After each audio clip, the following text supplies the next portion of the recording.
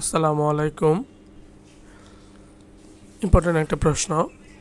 25 metre কাপড় যে মূল্যে ক্রয় করে সেই মূল্যে 20 মিটার কাপড় বিক্রয় করলে শতকরা কত লাভ বা ক্ষতি হবে?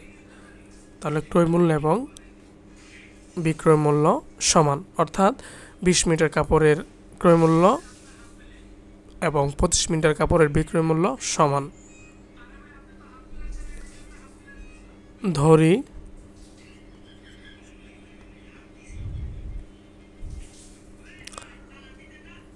25 মিটার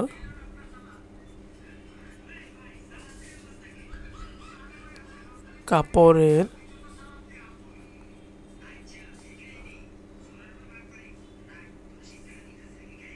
ক্রয় মূল্য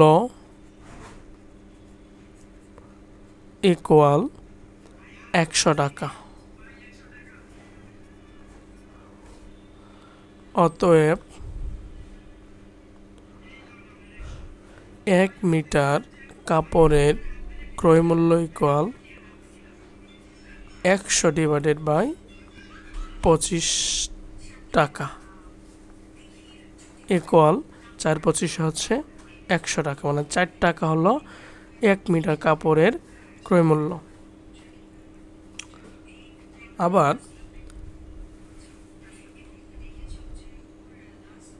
20 মিটার কাপড়ের বিক্রয় মূল্য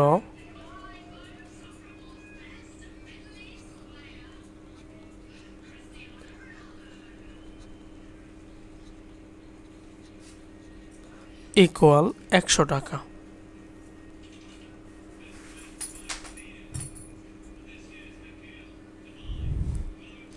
অতএব 1 মিটার কাপড়ের বিক্রয় মূল্য ইকুয়াল 100/20 ইকুয়াল হচ্ছে 5/20 100 টাকা।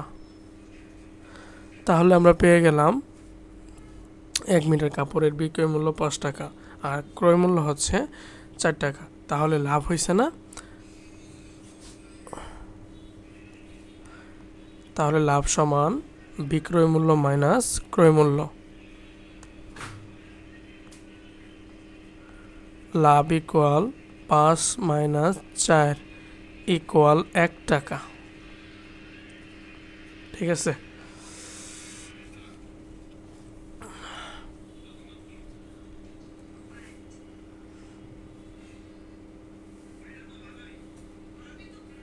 এখন যখন ক্রয় মূল্য 4 টাকা তখন বিক্রয় মূল্য হচ্ছে 5 টাকা, মানে 1 মিটারে।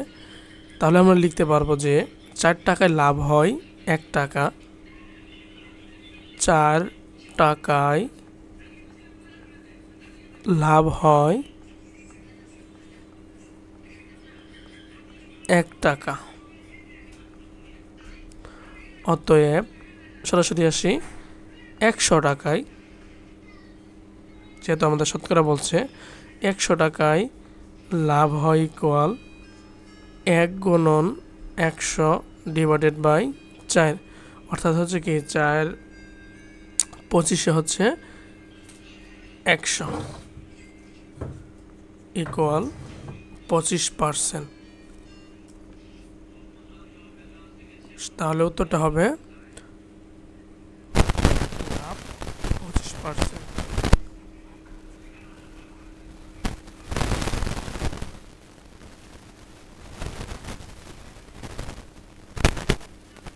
অ্যান্সার।